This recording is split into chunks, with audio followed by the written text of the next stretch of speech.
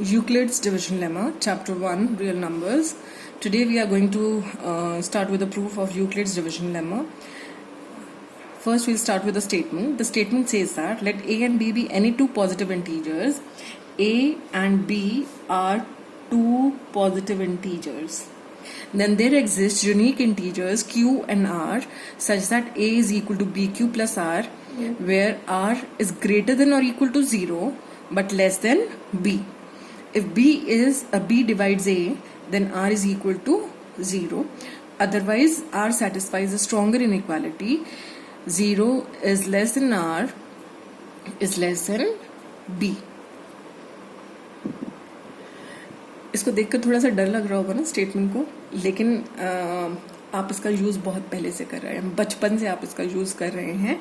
आप लोग जब डिवाइड करते हैं, सपोज आपके पास दो नंबर्स हैं, like if I take 3 and suppose 16, ठीक है. If I have two numbers, these are two positive numbers, two positive integers. तो अगर मैं 16 को 3 से डिवाइड करती हूँ तो आई नो दैट 3 5 15 और रिमाइंडर क्या बच रहा है 1, है ना. बड़े नंबर को मैं छोटे नंबर से डिवाइड कर रही हूँ, तो ये जो बड़ा नंबर है जिसको मैं डिवाइड कर रही हूँ, दिस बड़ा number is called the dividend. और जिस नंबर से डिवाइड कर रही हूँ that number is called the divisor. अब जब आपने 16 को 3 से डिवाइड किया तो यू हैव 5, 3 5 15, है ना. तो ये जो 5 है this is called the quotient.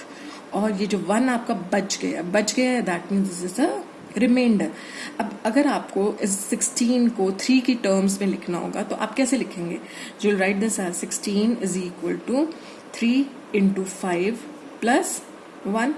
ऐसे ही लिखेंगे ना. यही देखिए, यही फॉर्म आ रही है. a is equal to b q plus r, where this is a is the dividend, b is the divisor, q is the quotient and r is the remainder. तो ये यूक्लिड्स डिवीजन लेमा है, ये आप लोगों के लिए कोई नई चीज नहीं है, ठीक है. आई होप दिस इज क्लियर. आपको अब आप जो पढ़ने जा रहे हैं ये आप ऑलरेडी इसके बारे में पढ़ चुके हैं, बट अब हम इसका प्रूफ सीखेंगे. अब नई क्लास में 10th क्लास में आप वापस से वही चीज तो नहीं करेंगे. तो अब हम इस क्लास में यूक्लिड्स डिवीजन लेमा और उसके प्रूफ के बारे में थोड़ा सा पढ़ेंगे. अब आप लोग थोड़ा एपी वगैरह के बारे में पढ़ चुके हैं. I am giving this proof a little letter. तो थोड़ा सा आप एपी वगैरह के बारे में पढ़ चुके हैं इस क्लास में. तो the proof involves the use of APs. तो late a minus 3d, a minus 2d, a minus d, this is b, a plus b, a plus 2b, a plus 3b, b and ap which is extending in both the directions. This ap is extending indefinitely in both the directions. अब आप clearly देख सकते हैं कि इस AP का जो common difference है दैट इज बी. वो कैसे पता लगा सकते हैं आप? By finding out the difference between any two consecutive terms. आप किन्हीं भी दो कॉन्जिक्यूटिव टर्म्स का बीच का डिफरेंस फाइंड आउट कर लीजिए तो that will give you the common difference. Now let us find out the common difference between these two terms. तो a माइनस b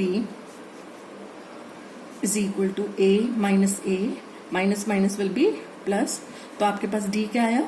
b. किसी और दो टर्म्स का फाइंड आउट करके देख लेते हैं. Let us find out the difference between these two terms. तो d आपका है a प्लस 2b minus a plus b. इन दो टर्म्स का फाइंड आउट कर रहे हैं ना. तो a प्लस 2b में से we are subtracting a plus b. तो this is equal to a प्लस 2b माइनस है बाहर का साइन, तो अंदर के साइन सारे बदल जाएंगे. This will B a minus b. a से a कैंसिल हो गया. 2b minus b is b. तो आप देख रहे हैं जो कॉमन डिफरेंस आ रहा है d, that is equal to b. I hope this is clear कि कॉमन डिफरेंस b कैसे आ रहा है आपका. अब हम क्या अज्यूम करते हैं? Let us assume. और एक चीज और आपने ध्यान रखनी है, this AP is extending indefinitely in both the directions। और आप ये जो AP है, ये this is an increasing AP। Increasing AP क्यों है? क्योंकि आप देख रहे हैं A plus b, A and B are both positive integers, जो हमने स्टार्टिंग में एक्सप्लेन किया था, लिया था कि A and B should be positive integers. तो A और B क्योंकि पॉजिटिव इंटीजर्स है, तो आप देख रहे हैं जब A में आप B ऐड करेंगे तो A में 2B ऐड करेंगे, तो this will keep on increasing. तो let us start by assuming that R is the smallest non-negative term of this AP। अब ये जो AP है आप देख रहे हैं ये दोनों डायरेक्शंस में एक्सटेंड कर रहा है। अब कहीं ना कहीं जाकर, क्योंकि जब आप लेफ्ट की तरफ मूव करेंगे तो दिस AP इज डिक्रीजिंग, तो कोई ना कोई टर्म जाकर कहीं ना कहीं जाकर ये नेगेटिव हो जाएगा, है ना। जब A में से आप B सब्ट्रैक्ट कर रहे हैं, then you are subtracting A minus 2B, फिर आप A में से 3B सब्ट्रैक्ट कर रहे हैं, फिर आप A में से 4B सब्ट्रैक्ट करेंगे, there will be a time when the terms will become negative. होगा कि नहीं होगा ऐसा? तो हम क्या अज्यूम कर रहे हैं, let R be the smallest non negative term of this AP।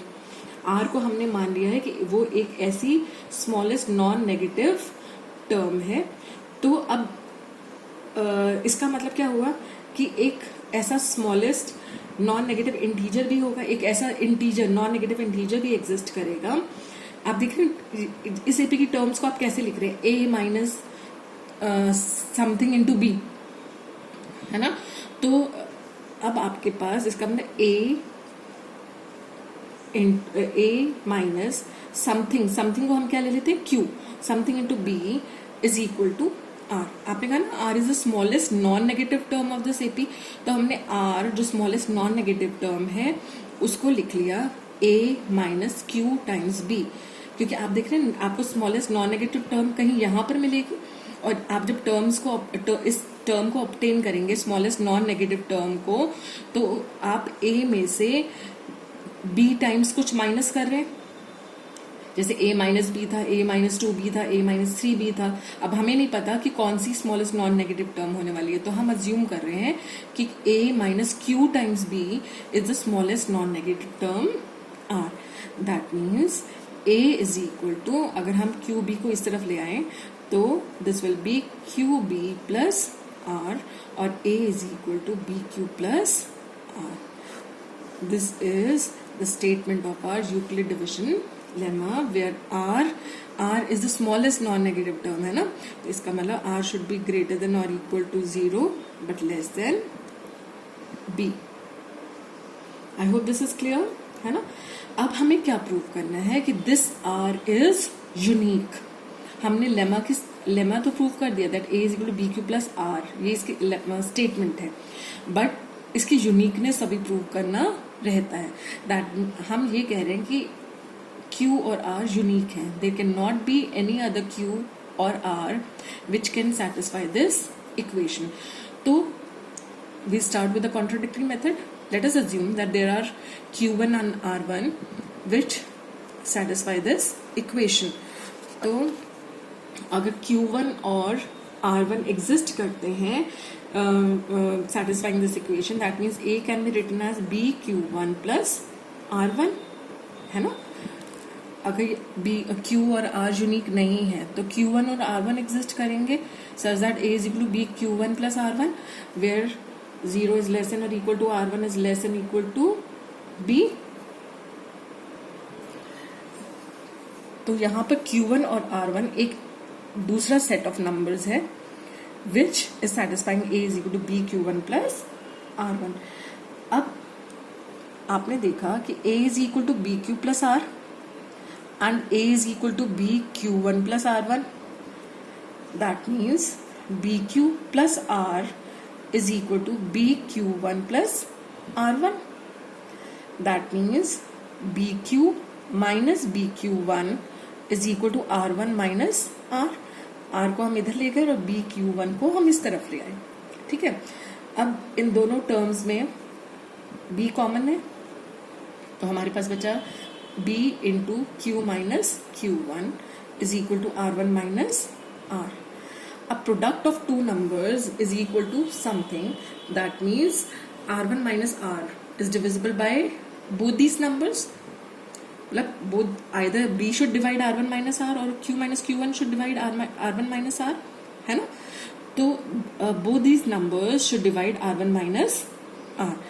That means B divides R1 minus R. होगा ही होगा, क्योंकि इन दोनों का प्रोडक्ट अगर इसको डिवाइड इसके इक्वल है, R1 माइनस R के इक्वल है, तो इसका मतलब B भी इसको डिवाइड करता है और Q माइनस Q1 भी इसको डिवाइड करता है.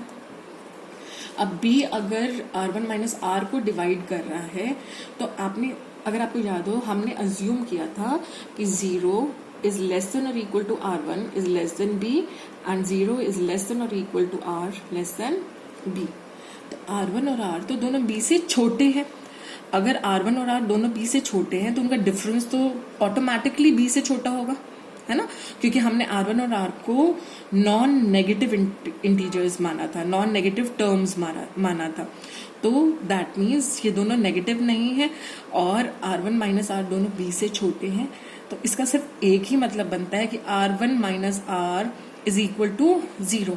B से कोई छोटा नंबर उससे डिवाइड तभी हो सकता है जब वो 0 हो, अदरवाइज कैसे होगा, है ना? पूरी तरह से डिवाइड नहीं होगा वो उससे. That means R1 minus R is equal to 0 और R1 is equal to R.